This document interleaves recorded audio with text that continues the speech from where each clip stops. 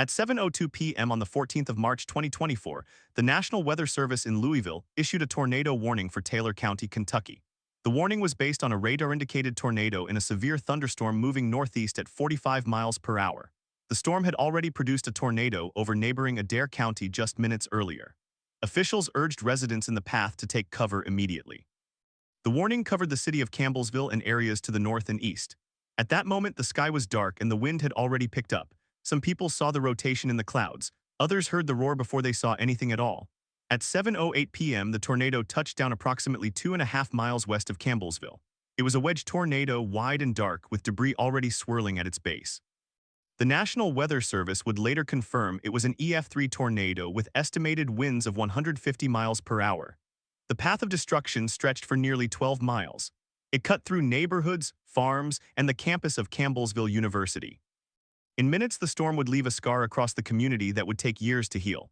What happened? The tornado moved east-northeast along a path that crossed Kentucky Route 210 and then into the southern edge of Campbellsville. The first homes hit were on the rural outskirts. Structures were flattened, trees were snapped or uprooted, vehicles were tossed into fields. The storm did not slow down. It crossed the rolling hills of central Kentucky with a force that seemed almost surgical in its precision. By the time it reached the city limits, the tornado had reached its peak intensity. At 7:12 p.m., the tornado struck the campus of Campbellsville University.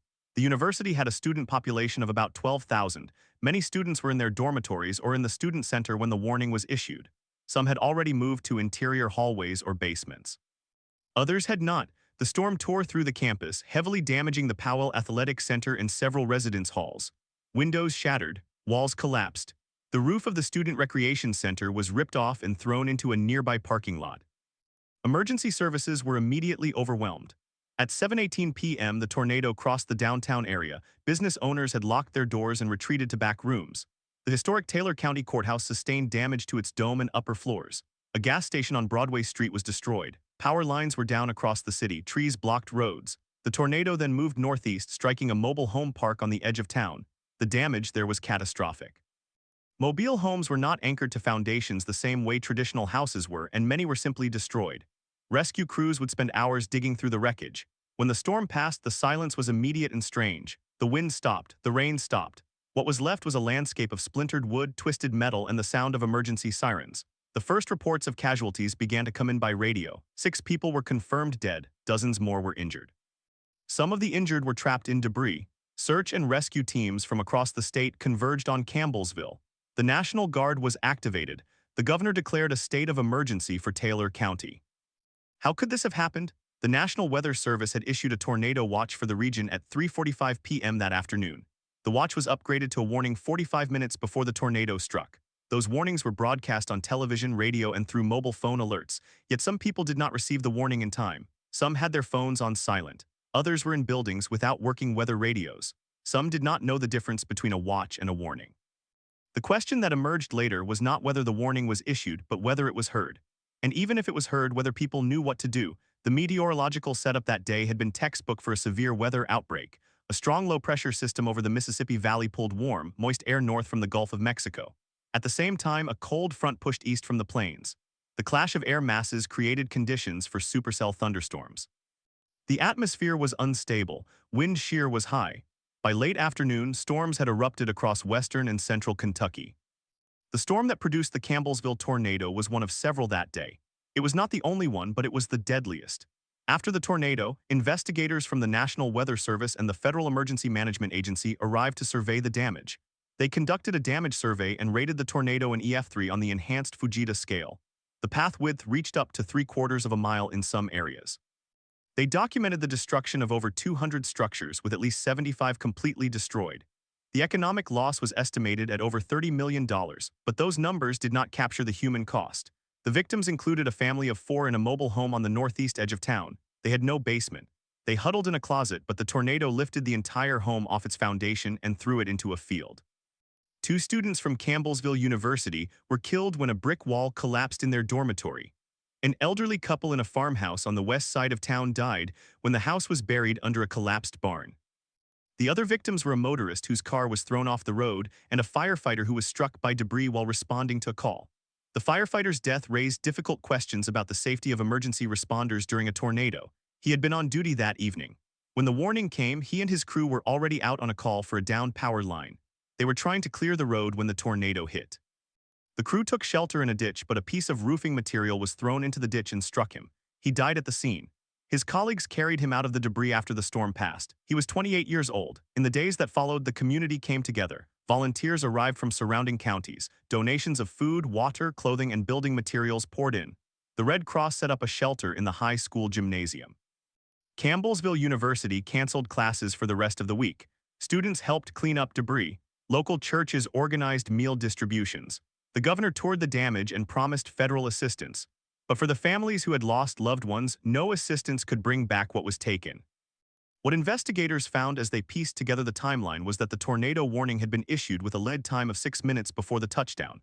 6 minutes is short, but it is within the average for tornado warnings in the United States. The National Weather Service had detected the rotation on radar and had issued the warning based on that data. However, the storm was moving at 45 miles per hour. That meant the warning window was narrow. Some residents said they heard the sirens only a minute or two before the power went out. Others said they never heard sirens at all.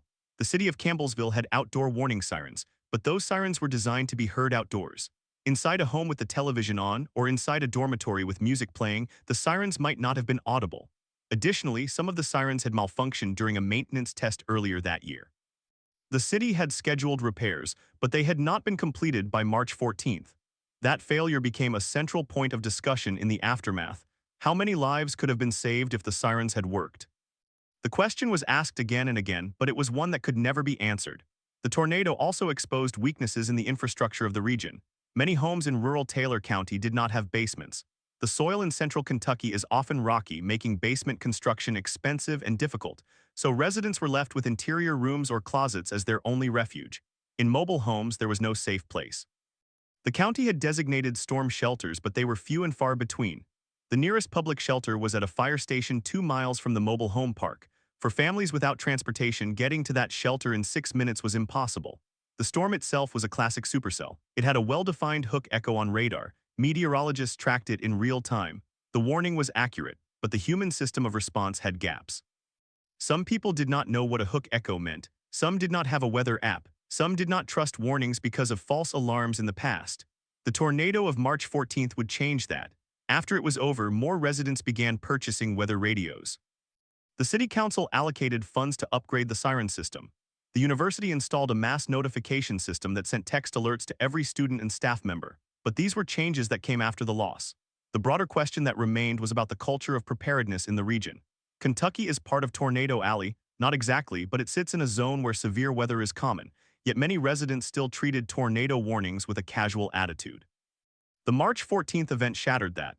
It was the deadliest tornado in Kentucky since the December 2021 outbreak that killed 77 people across the state. That outbreak had been the deadliest in Kentucky history, yet even then some lessons were not fully absorbed. The Campbellsville tornado was a reminder that tornadoes do not discriminate. They hit small towns. They hit university campuses. They hit at night when people are home, when children are sleeping, when families are eating dinner. The tornado struck at 7:08 p.m. just as many families were sitting down to eat. The timing could not have been worse. The darkness made rescue efforts more difficult. Power was out across the entire county. Emergency crews worked by flashlight and headlamp. They searched through collapsed structures, calling out for survivors. The silence that followed each call was deafening. The story of the Campbellsville tornado is not just about the storm itself. It is about the systems that are supposed to protect us. The Weather Service did its job. The warning was issued. The radar detected the rotation. But the warning only works if it reaches the people it is meant to protect. And even when it reaches them, there must be a place to go. The tornado exposed the gap between technology and infrastructure. The technology told us the storm was coming. The infrastructure was not ready to receive that warning and act on it. What happened after the tornado was a slow process of recovery. Insurance adjusters poured in. Contractors came from across the state to rebuild. But the emotional toll was deeper. Survivors reported symptoms of post-traumatic stress. Children had nightmares. The sound of wind became a trigger. The university offered free counseling sessions. The community held a memorial service for the victims. The names of the 6 who died were read aloud. A moment of silence was observed. Then the rebuilding began, but the rebuilding is not just physical. It is also about trust. Trust that the sirens will work the next time. Trust that the warnings will be heard. Trust that there will be a safe place to shelter. In Campbellsville, that trust was broken on March 14th. It will take years to restore. And even then, there will always be the memory of that evening, when the sky turned black and the wind roared through the hills, and 6 people did not make it out alive. At 6:47 p.m. on March 14th, the National Weather Service office in Louisville issued a severe thunderstorm warning for Taylor County. That warning was accurate but not enough. At 6:55 p.m., the first report of rotation came from a trained spotter near the Green River. At 6:59 p.m., the tornado warning was issued based on a hook echo that had become unmistakable on radar. At 7:08 p.m., the tornado touched down on the western edge of Campbellsville. The sequence was textbook. The storm was moving at 45 miles per hour. The lead time was 6 minutes. The warning reached the County Emergency Management Agency. It reached the city's dispatch center. It activated the outdoor sirens, or at least it should have. What investigators found after the storm was a complicated picture of technology, human decision-making, and infrastructure limits. The National Weather Service radar data showed the storm's entire life cycle. It began as a cluster of thunderstorms over western Tennessee in the early afternoon. By late afternoon, those storms had merged into a squall line. A discrete supercell broke off from that line near the Kentucky border. It tracked northeast, crossing the Cumberland River and entering Taylor County at approximately 6:45 p.m. The rotation intensified rapidly. The velocity couplet on radar became tighter. The storm's mesocyclone tightened like a spinning top. At 6:57 p.m., the warning meteorologist in Louisville recognized the threat. The warning text read, "A confirmed tornado is located near the Green River, moving northeast at 45 mph. This is a dangerous situation. Seek shelter immediately." That message was sent to the emergency alert system. It was broadcast on local television and radio. It was pushed to weather apps on smartphones. It triggered the wireless emergency alerts. The National Weather Service did its job. The warning was precise and urgent, but the signal from the emergency alert system to the city's siren control panel had a problem. The siren activation was supposed to be automatic. The city had a system that used a radio frequency signal from the county dispatch center. That signal was received at the dispatch center at 6:59 p.m. The dispatcher manually activated the system. But at the siren tower near the mobile home park on the northeast side, the receiver did not respond. The city's maintenance logs revealed that the receiver had failed during a routine test on February 28th. The repair order was written. A new component was ordered. It had not arrived by March 14th. The city had 3 sirens, 2 worked. One did not. That one covered the area where 4 of the 6 victims lived. The mobile home park was in its coverage zone. The family of 4 in the mobile home never heard a siren. The elderly couple in the farmhouse west of town lived near a different siren. That siren was working. They heard it. They went to their basement. No, they did not have a basement. They had a cellar under the barn that was used for storage. They went there, but the barn collapsed onto the cellar door. The structure above them buried the entrance. The firefighter who died also heard the siren. He and his crew were already in the field. They knew the tornado was coming. They took shelter in a ditch. But the debris was airborne. The piece of roofing that struck him came from a house that had been hit a mile away. The trajectory of that piece was determined by the storm's winds, which exceeded 140 miles per hour. The ditch was not deep enough. No one had measured the depth of that ditch. After the storm, investigators noted that the ditch was only 18 inches deep. That was not enough for a person to lie flat and be fully covered. The 2 university students who died were in a dormitory built in 196 The building had no basement. They were on the ground floor in a common room. When the tornado warning came, they moved to an interior hallway. That was the standard guidance, but the hallway had a large window at the end. The window shattered. The pressure differential caused the wall to bow inward. A section of brick facade collapsed into the hallway. They were struck by the bricks and by glass. The university's safety plan for the dormitory did not account for the specific construction of that building. After the event, the building was condemned and later demolished. The motorist who died was driving home from work. He was on Highway 55 south of town. He heard the warning on the radio. He pulled over and tried to find a building. There was none nearby. He exited his car and lay in a ditch. The tornado lifted his car and dropped it on top of him. He was pinned. Rescue workers found him minutes later, but he could not be saved. The car had weighed over 3,000 pounds. In the days after the storm, the National Weather Service conducted a damage survey. The tornado was rated EF3 on the enhanced Fujita scale, with peak winds estimated at 150 miles per hour. The path length was 14.2 miles. The path width at its widest point was 800 yards. The survey team documented the structural failures: homes swept from foundations, trees debarked, vehicles thrown. They also documented the safe places. In the same mobile home park where 4 people died, a family of 5 survived in a manufactured home that had been retrofitted with a storm shelter. The shelter was a concrete box buried in the yard. The family entered it when they heard the warning on their weather radio. The tornado destroyed their home but left the shelter intact. They walked out unharmed. That shelter was funded by a state program that provided grants to mobile home park residents. The program was established after the 2021 tornado outbreak. but only a fraction of eligible residents had applied. The application process was cumbersome. It required proof of ownership, a site inspection, and a waiting period of 6 to 8 months. The family that used the shelter had applied in September of the previous year. Their shelter was installed in January. They were the only residents in the park who had one. After the tornado, the Federal Emergency Management Agency opened a disaster recovery center in the county. Over the next month, more than 1,500 people registered for assistance. The state government allocated $40 million in recovery funds. The city of Campbellsville passed an ordinance requiring all new manufactured homes to have built-in storm shelters. The county revised its emergency operations plan. The university installed a mass notification system that sent text alerts to every student and staff member. The mayor appointed a committee to review the siren system. The committee recommended replacing all 3 sirens with a modern digital system that used both radio and cellular backup. But these changes were reactive. The question that remained was whether they would be sustained. In 2022, a study by the University of Kentucky found that only 30% of Kentucky counties had fully functional outdoor warning sirens. The study also found that most residents did not have a weather radio. The reliance on smartphones was problematic because cell towers could be damaged in a storm. The Campbellsville tornado had knocked out the nearest cell tower. Many survivors could not receive emergency alerts on their phones during the most critical minutes. The tornado also raised questions about building codes. Taylor County did not have a building code that required storm shelters in new residential construction. Most homes built before 2000 had no reinforced safe room. The cost of retrofitting a safe room was typically between $3,000 and $8,000.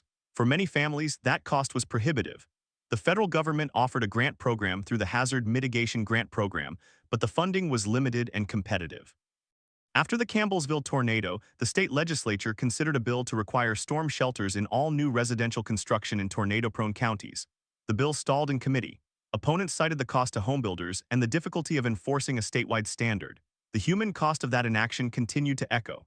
The 6 victims were remembered in a memorial service held on March 21st at the Campbellsville University Chapel. The chapel was filled to capacity. The mayor spoke, the university president spoke, a local pastor offered a prayer. The names were read: James and Carol Henderson, age 72 and 68. Michael and Corinne Turner, age 41 and 38, and their children, ages 9 and 6. Actually, the 2 children were not named in the initial reports to protect their privacy. The firefighter was Tyler Miller, age 28. The motorist was Donna Price, age 54. The 2 students were Sarah Jenkins and Emily Carter, both 20 years old. Each name carried a story. James Henderson was a retired farmer. Carol Henderson had been a schoolteacher for 33 years. Michael Turner worked at a local auto parts plant. Corinne Turner was a nurse. Their children, a boy and a girl, were students at Campbellsville Elementary. Tyler Miller had been a firefighter for 5 years. He had a wife and a 2-year-old daughter. Donna Price was a home health aide. She had 3 children and 4 grandchildren. Sarah Jenkins was a nursing major. She planned to work at the local hospital. Emily Carter was an education major. She wanted to be a kindergarten teacher. 6 lives. 6 futures, all ended in 20 seconds. The aftermath also brought a deeper examination of the warning system. The wireless emergency alerts had gone out, but many residents reported that the alerts arrived after the tornado had already passed. The reason was that the alerts were geographically targeted by cell tower coverage area. The National Weather Service issued the alert for Taylor County. The cell towers in the county broadcast the alert, but the storm was moving so fast that by the time the alert propagated through the cellular network, the tornado was already on the ground. For residents near the touchdown point, the alert arrived at 7:09 p.m., 1 minute after the tornado hit. This latency is a known limitation of the system. The Federal Communications Commission has rules requiring mobile carriers to deliver emergency alerts within minutes, but the actual delivery time depends on network congestion, tower load, and device settings. In rural areas with fewer towers and older infrastructure, delays are more common. The Campbellsville tornado was a case study in that delay. The National Weather Service conducted an internal review of its performance. The review concluded that the warning was issued correctly and on time. The lead time of 6 minutes was within the acceptable range, but the review also noted that the storm exhibited rapid intensification in the last 2 minutes before touchdown. The rotation went from moderate to severe in less than 60 seconds. That speed of intensification is difficult to predict. Even with Doppler radar, there is a lag between detecting a circulation and confirming that it is producing a tornado. In this case, the tornado touched down almost simultaneously with the warning issuance. The review also examined the spotter network.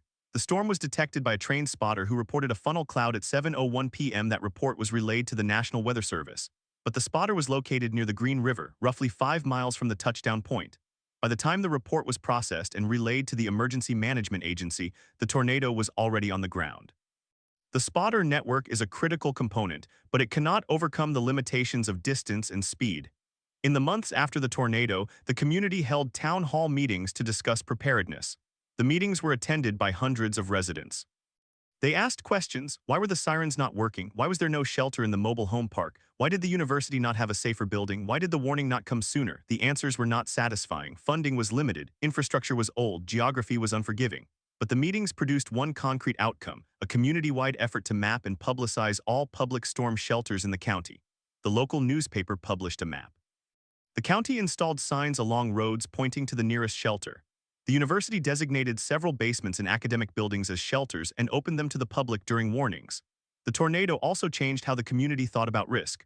Before March 14th, many residents believed that tornadoes were a threat that happened somewhere else. After that belief was gone, the storm had come without warning, without mercy, and without regard for who was in its path.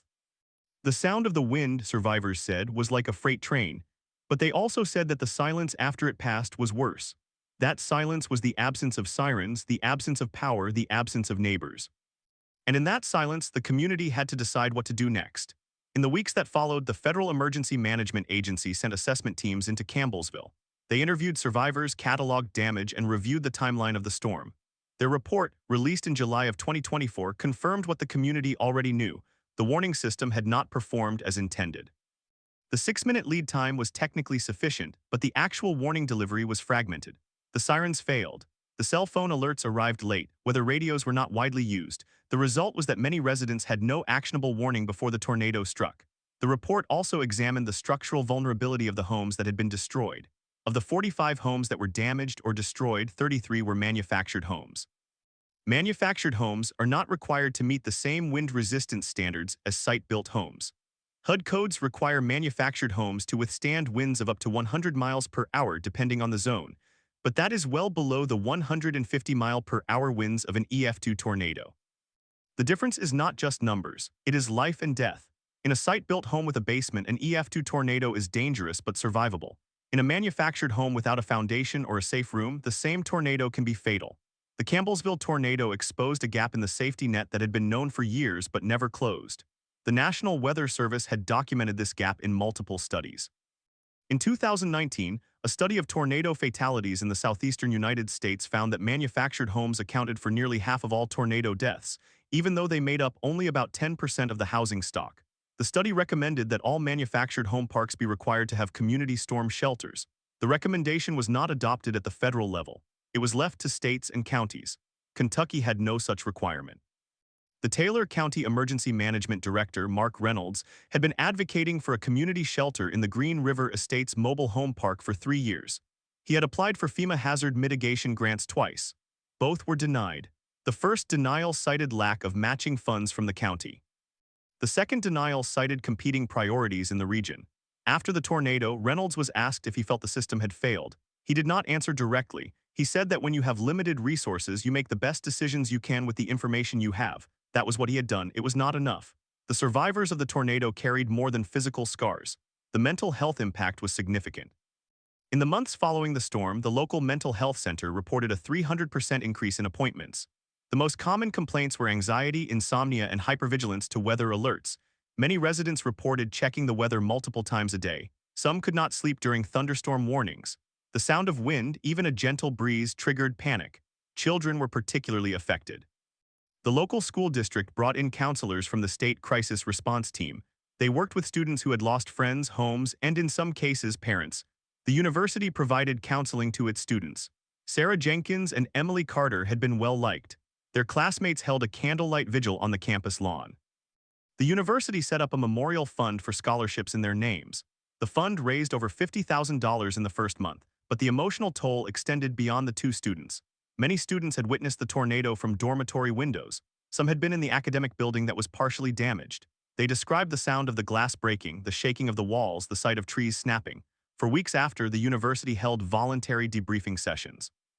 Attendance was high. The broader community also struggled with the concept of a normal life.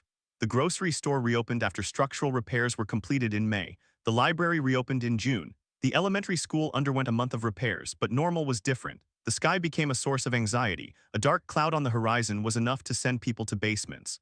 The local radio station began broadcasting a daily weather briefing at noon. The station manager said it was the most listened to segment of the day. The community had learned that weather information could not be taken for granted. The investigation into the cause of the siren failure concluded in August of 2024. The report from the County Emergency Management Agency found that the system had been installed in 1997. The manufacturer had stopped supporting the model in 2010. Replacement parts were no longer available. The system had been maintained by a contract with a company that specialized in older equipment, but that company had gone out of business in 2022. After that, the system was maintained by the County Road Department, which had no training in siren electronics. The lightning strike that knocked out the system was a direct hit to the control box. The surge protectors, which were 20 years old, failed to stop the voltage. The backup batteries were also old and undercharged. The system went offline and did not automatically alert anyone. There was no remote monitoring of system status. The failure was not discovered until after the tornado. The report recommended replacing the entire siren system with a modern, addressable network. The cost was estimated at $1.2 million. The county applied for a state grant. The grant was approved in September of 2024. Installation began in November and was completed in February of 2025. The new system included 10 sirens, 3 more than before, with battery backup for each siren and a cellular backup for the control system. The sirens were tested monthly. The tests were announced in advance. The community was informed that the sirens would be sounded for tornado warnings only. Residents were told that if they heard the sirens, they should take shelter immediately. The first test in March of 2025 was met with a mix of emotion. Some residents reported feeling safer. Others reported feeling a surge of fear at the sound. The cell phone alert latency problem remained unresolved. The FCC did not change its rules. The mobile carriers did not upgrade their infrastructure in Taylor County. The National Weather Service continued to issue warnings through its normal channels. But a local nonprofit, the Campbellsville Tornado Relief Fund, used some of its donated money to purchase 2,000 weather radios. The radios were distributed to low-income households, mobile home parks, and the university campus. The distribution was done in partnership with the County Emergency Management Agency. Each radio came with a demonstration on how to set the alarm and program the county codes. The radios were set to receive alerts from the National Weather Service for Taylor County. The hope was that even if the cell phones failed and the sirens failed, the radios would provide a warning. The radios were not a complete solution. They required batteries that needed to be changed. They could be turned off accidentally. They were not always in the room where someone was sleeping, but they were an improvement. In the year after the tornado, there were 3 additional severe thunderstorm warnings for Taylor County. None produced a tornado, but each time the radios activated. The County Emergency Management Director said that the radios had saved lives during a microburst in July of 2024 that downed trees and caused damage. The system was working, but it was a patchwork. The broader question of whether the United States is adequately prepared for tornadoes in the Southeast is one that experts continue to debate. The Southeast is particularly vulnerable because of the high population of manufactured homes, the frequency of nocturnal tornadoes, and the complex terrain that makes radar detection difficult. In 2023, the National Oceanic and Atmospheric Administration published a paper that found that tornado warning lead times in the Southeast were, on average, 3 minutes shorter than in the Great Plains. The reason was that tornadoes in the Southeast often form ahead of cold fronts in environments with high instability and strong wind shear. These storms can intensify rapidly, sometimes in less than 5 minutes. The paper concluded that technological improvements, such as phased array radar and artificial intelligence, could improve lead times by 1 to 2 minutes. But that improvement would not be enough to close the gap. The Campbellsville tornado was not the worst in Kentucky history. It was not even the worst that year. In 2023, an EF3 tornado in western Kentucky had killed 12 people. But the Campbellsville tornado became a case study because of the siren failure and because it struck a community that was relatively well prepared on paper. The warning had been issued, the emergency management had performed drills, the National Weather Service had acted correctly, and yet 6 people died in homes that had no shelter and no warning. The question that lingered was what else could have been done. The answer for many was building codes. In October of 2024, the Kentucky legislature held a hearing on the issue. The sponsor of the bill, a representative from Taylor County, presented evidence from the Campbellsville tornado. He showed that every home destroyed in the mobile home park had no storm shelter. He argued that requiring storm shelters in new manufactured home parks would cost less than $100 per home in the long run, and that the cost of retrofitting existing parks could be offset by federal grants. The bill was supported by the Kentucky Firefighters Association, the Kentucky Association for Emergency Management, and the Kentucky chapter of the American Society of Civil Engineers. It was opposed by the Kentucky Manufactured Housing Association, which argued that the cost would force parks to close and reduce affordable housing options. The bill passed the House by a narrow margin but died in the Senate committee. The committee chair, a senator from a rural district, said he was not convinced that the mandate was necessary. He said that individual choice and personal responsibility should guide storm preparedness. That argument did not sit well with families who had lost loved ones. The widow of Tyler Miller, the firefighter who died responding to the call, testified at the hearing. She said that her husband had died because he was trying to help people who had no safe place to go. She said that a community shelter in the mobile home park would have saved those families. She asked the committee if they could live with the knowledge that their choice had cost more lives. The committee did not answer. The bill died. In the absence of state legislation, the county took action. In January of 2025, the Taylor County Fiscal Court approved a zoning ordinance that required all new manufactured home parks to include a community storm shelter. The ordinance also required existing parks to either install a shelter or provide a transportation plan to take residents to the nearest public shelter within 10 minutes of a warning. The mobile home park owners sued. The lawsuit is ongoing. The university also revisited its own emergency procedures. The building where the two students died had been built in 1972. It had no basement. The university decided to demolish the building and rebuild with a new academic hall that included a reinforced safe room on the ground floor. The safe room was designed to withstand winds up to 200 miles per hour. The cost was covered by insurance and FEMA grants. The new building opened in the fall of 2025. A plaque on the wall inside the safe room bears the names of Sarah Jenkins and Emily Carter. The community memorial at the site of the destroyed mobile home park was dedicated in March of 2025, 1 year after the tornado. The memorial is a small garden with 6 granite markers, each engraved with a name and a short inscription. The markers are arranged in a circle around a central stone that reads, "In memory of those we lost and in gratitude to those who saved us." The garden is maintained by the Campbellsville Garden Club. On the anniversary of the tornado, a ceremony is held. The mayor speaks. The sirens are sounded at exactly 7:03 p.m., the time of the tornado. The silence that follows is not the silence of failure. It is the silence of remembrance. The National Weather Service continues to refine its warnings. The radar at the regional office was upgraded in 2025 to a dual polarization system that improves the detection of debris balls. The upgrade was funded by a federal grant. The local weather forecast office now has a staff of 12 meteorologists, 2 more than before the tornado. They conduct outreach sessions in Taylor County twice a year. They teach residents how to read radar images, how to identify storm rotation, and how to choose a safe room. The sessions are well attended. The community has become weather aware in a way it was not before, but awareness does not equal safety. The mobile home park that was destroyed is still empty. The owner has not rebuilt. The land is for sale. The families who lived there have scattered. Some moved into other mobile home parks in the county. Some left Kentucky entirely. The 2 children who died, the ones whose names were not released, are remembered by their family but not by the public record. Their story is one of 6, but it is also one of hundreds of thousands of stories across the United States where the built environment and the warning infrastructure are mismatched with the risk. The question of why this happened returns to a fundamental truth. Tornadoes are natural, but the damage they cause is not entirely natural. Where people live, how they live, and what warnings they receive are decisions made by governments, by communities, by individuals. In Campbellsville, those decisions added up to a failure that cost 6 lives. The lessons from that failure are not new. They have been learned before in Joplin, in Moore, in Tuscaloosa, in Mayfield. The question is whether they will be applied this time. The answer is not clear. The siren system is replaced. The weather radios are distributed. The university has a safe room. The county has a new ordinance, but the state bill failed. The federal grants are limited. The mobile home park remains empty. The risk remains. The next tornado will come. It could be next year or next month or tomorrow. It could hit a mobile home park that has a shelter, or it could hit one that does not. The difference between life and death may be a few $100s, a few miles, a few seconds. In Campbellsville, the survivors continue to rebuild. The grocery store is open. The library is crowded. The school has new windows. But the community is different.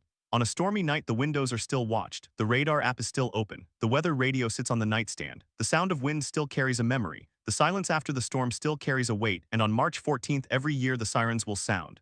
The first time they sounded after the tornado, a woman standing in the memorial garden asked the mayor if it was a test or if it was real. He said it was real. It was real for them now. It would always be real. The sound of the sirens would never again be just a test.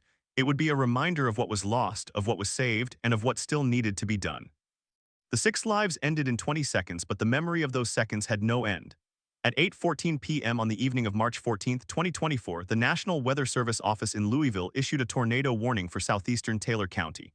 The warning was based on a confirmed debris signature on radar. The storm was moving northeast at 45 miles per hour. The lead time was 12 minutes. That was within the national average. But for the residents of the Lakeside Mobile Home Park, 12 minutes was not enough. They had no sirens, they had no basement, they had no safe room. They had a weather radio bought by the county with grant money, but it was still in its box on a shelf inside the park manager's office. The manager had intended to set it up the following week. He did not get the chance.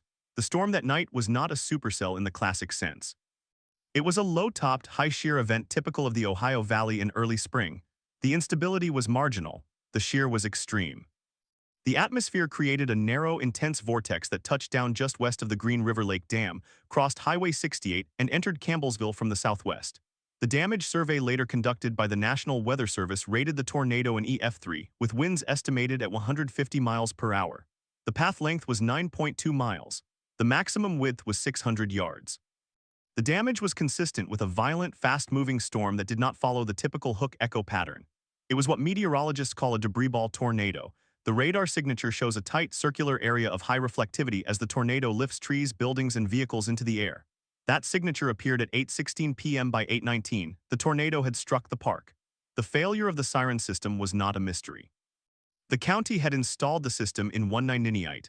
The sirens were electromechanical, driven by a rotating motor and a metal horn. Over 26 years, the motors had worn down. The electronic control boards were obsolete. The county had budgeted for replacement in 2022, but inflation and supply chain delays pushed the project back. The county judge executive told reporters that the system had been tested the week before the tornado and had passed.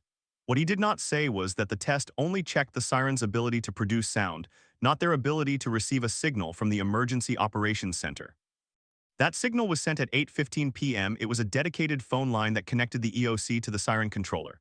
The line was still working. The controller received the signal, but the motor in the siren closest to the mobile home park had seized. The siren was silent. The county had known about the seized motor for 6 months. A maintenance contractor had flagged it in a report. The replacement motor was on order. It had been on order for 3 months. The manufacturer, based in Ohio, had experienced a parts shortage. The motor was expected to arrive in April. The tornado came in March. What happened? The question is simple, but the answer is a web of small failures. The siren motor failed. The weather radio was not set up. The mobile home park had no shelter. The residents had no car to drive to a public shelter. The public shelter itself, a concrete building at the county fairgrounds, had not been opened because the emergency management director decided it was not safe to send volunteers out in the storm. He later said he made that decision based on the radar, which showed the storm weakening as it approached town. He was wrong. The tornado struck the mobile home park at 8:21 p.m. The first 911 call came at 8:22. A woman screamed that her trailer was gone. She could not find her children. The dispatcher asked her to describe where she was. She could not. The trailer had been moved. The address was gone. The dispatcher sent a patrol unit. The officer arrived at 8:25. He found a landscape of splintered wood, twisted metal, and overturned cars. He reported that he could see bodies. He asked for help. The fire department responded at 8:28. The fire chief, a volunteer named David Harris, was the first to arrive. He later described the scene as a war zone. He said he saw a child's shoe in a tree. He said he saw a man sitting on a curb holding a woman's hand. She was not moving. The chief radioed for additional crews. He asked the dispatcher to call the Red Cross. He asked for the search and rescue teams from the state. He was told they were on the way. The rescue operation lasted into the next morning. 6 bodies were recovered. The first was a woman in her 60s found in the remains of her living room. The second was a man in his 40s found 50 yards from his trailer, still gripping a flashlight. The third and fourth were children, a boy and a girl, ages 5 and 7, found together under a mattress. The fifth was Tyler Miller, the firefighter. He had been driving his personal vehicle to the station when the tornado crossed the road. His car was found flipped in a ditch. He was declared dead at the scene. The sixth was a woman in her 30s found in the bathtub of her trailer. The bathtub was the only structure still standing on her lot. The autopsies showed that all 6 died from blunt force trauma. None drowned, none were struck by lightning. All were killed by debris, pieces of roof, siding, or furniture that became projectiles in 150 mph winds. The children died from injuries to the head and chest. The woman in the bathtub died from a piece of wooden beam that punched through the wall. The firefighter died from a crushed skull. The coroner's report was clinical, but it told a story of helplessness. How could this have happened? The National Weather Service had issued the warning. The county had a siren system. The park had a weather radio. The emergency plan called for sheltering in place or moving to a public shelter. But the siren did not sound, the radio was not turned on, the shelter was not opened. The trailers had no anchors, the residents had no time. The investigation by the Kentucky Division of Emergency Management examined every piece of the chain. They found that the siren failure was a maintenance issue compounded by a procurement delay. The weather radio was a distribution issue. The county had not trained residents on how to use them. The public shelter was a staffing issue. The emergency management director had not activated volunteers because he misread the radar. The trailer park itself was a zoning issue. It had been built before the county required storm shelters, but the root cause was deeper. The root cause was that the county had 18 emergency management employees to cover 1,500 square miles. The director's salary was $42,000 a year. The siren system was maintained by a part-time employee who also worked as a mechanic at the county garage. The weather radio program was run by one woman who was also the county's grant writer. The public shelter was a volunteer operation that relied on retirees and college students. The system was not malicious. It was underfunded. In the months after the tornado, the county applied for FEMA grants to replace the siren system. They received $1.2 million. The new system, which was fully electronic and GPS-timed, was installed by December 2024. The sirens were tested every Wednesday at noon.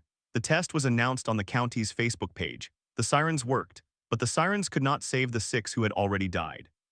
The wider legacy of the Campbellsville tornado was a renewed debate about mobile home safety. Mobile homes account for about 6% of the U.S. housing stock, but nearly 50% of tornado fatalities. The reason is structural. Mobile homes are not designed to withstand high winds. They are attached to the ground by metal straps that can shear off in a direct hit. The walls are often aluminum or thin plywood. The roofline is flat and susceptible to uplift. The only safe place in a mobile home tornado event is outside the structure in a storm shelter or a concrete building, but not all parks provide that. The Campbellsville tornado brought this issue into the Kentucky legislature. The bill, House Bill 342, was introduced in January 2025. It required all new manufactured home parks to include a storm shelter meeting FEMA standards.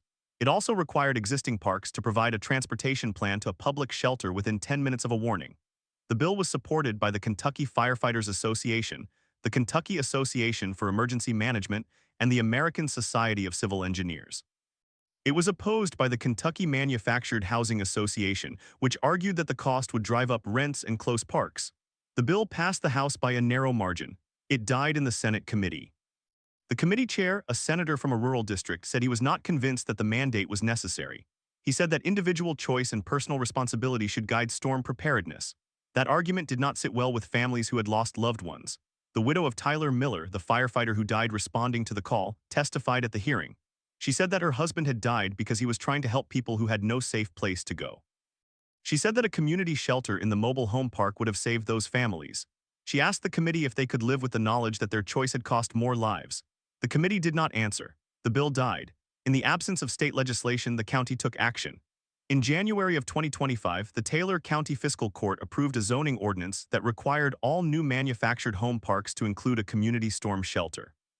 The ordinance also required existing parks to either install a shelter or provide a transportation plan to take residents to the nearest public shelter within 10 minutes of a warning. The mobile home park owners sued. The lawsuit is ongoing. The university also revisited its own emergency procedures. The building where the 2 students died had been built in 1972. It had no basement. The university decided to demolish the building and rebuild with a new academic hall that included a reinforced safe room on the ground floor. The safe room was designed to withstand winds up to 200 miles per hour. The cost was covered by insurance and FEMA grants. The new building opened in the fall of 2025. A plaque on the wall inside the safe room bears the names of Sarah Jenkins and Emily Carter. The community memorial at the site of the destroyed mobile home park was dedicated in March of 2025, 1 year after the tornado. The memorial is a small garden with 6 granite markers, each engraved with a name and a short inscription. The markers are arranged in a circle around a central stone that reads, "In memory of those we lost and in gratitude to those who saved us." The garden is maintained by the Campbellsville Garden Club. On the anniversary of the tornado, a ceremony is held. The mayor speaks. The sirens are sounded at exactly 7:03 p.m., the time of the tornado.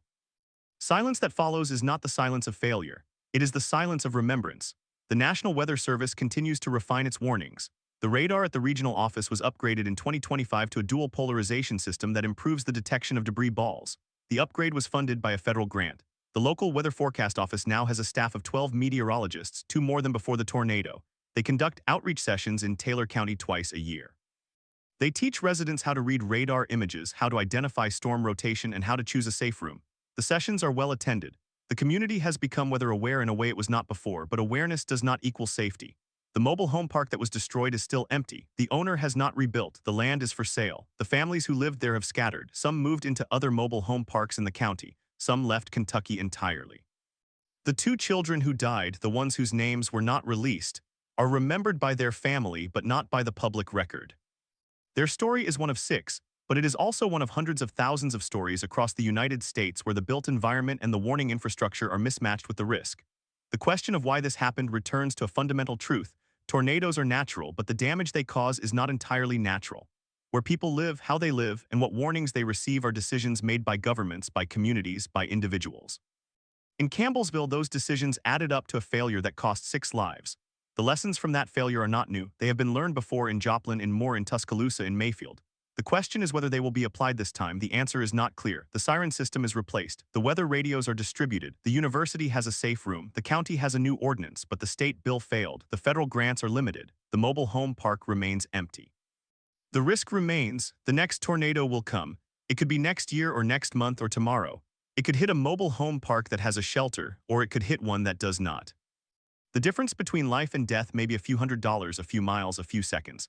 In Campbellsville, the survivors continue to rebuild. The grocery store is open. The library is crowded. The school has new windows, but the community is different. On a stormy night, the windows are still watched. The radar app is still open. The weather radio sits on the nightstand. The sound of wind still carries a memory. The silence after the storm still carries a weight. And on March 14th, every year the sirens will sound. The first time they sounded after the tornado, a woman standing in the memorial garden asked the mayor if it was a test or if it was real. He said it was real. It was real for them now. It would always be real. The sound of the sirens would never again be just a test. It would be a reminder of what was lost, of what was saved, and of what still needed to be done. The 6 lives ended in 20 seconds, but the memory of those seconds had no end. At 7:03 p.m. on the 14th of March 2025, the tornado sirens in Campbellsville sounded again. It was the first anniversary. The sound was the same as the night of the storm, but the meaning had changed. The sirens now serve 2 purposes, a warning and a remembrance. The mayor had ordered a full 3-minute test. Every siren in the county was activated. The sound rolled through the streets, over the rebuilt roofs, past the empty lot where the mobile home park once stood, and into the memorial garden where 6 granite markers sat in a circle. The sound did not fade quickly. It lingered. What had really happened in the minutes before the tornado struck? Investigators from the National Weather Service had reconstructed the storm's path in detail. The tornado touched down at 6:52 p.m. just west of Kentucky Route 5. It moved east-northeast at 45 miles per hour. The first warning was issued at 6:43, 9 minutes before touchdown. The second warning, which included the specific call to take cover, came at 6:54, 2 minutes after the tornado was on the ground. Of the 6 victims, 4 died in the mobile home park, 2 died at the university. The 2 university students had received the first warning on their phones but had not moved to a safer location. The 4 mobile home residents had received no audible warning at all. The park had no siren. The county sirens did not reach that area. The weather radio they owned had been unplugged months earlier after a false alarm. Why were these gaps allowed to exist? The County Emergency Management Office had conducted a risk assessment in 2022. It identified the mobile home park as a high-risk area. The report recommended installing a dedicated warning siren at the park or providing a shelter. Recommendation was filed. No action was taken. The park owner said the cost was prohibitive. The county said it did not have jurisdiction over private property. The state said the decision was local. 3 years later, 6 people were dead. The report was reviewed again after the tornado. It was found to contain no actionable follow-up steps. The recommendation had been a suggestion, not a requirement. The families of the victims filed a wrongful death lawsuit against the county and the park owner. The lawsuit argued that both parties knew the risk and failed to act.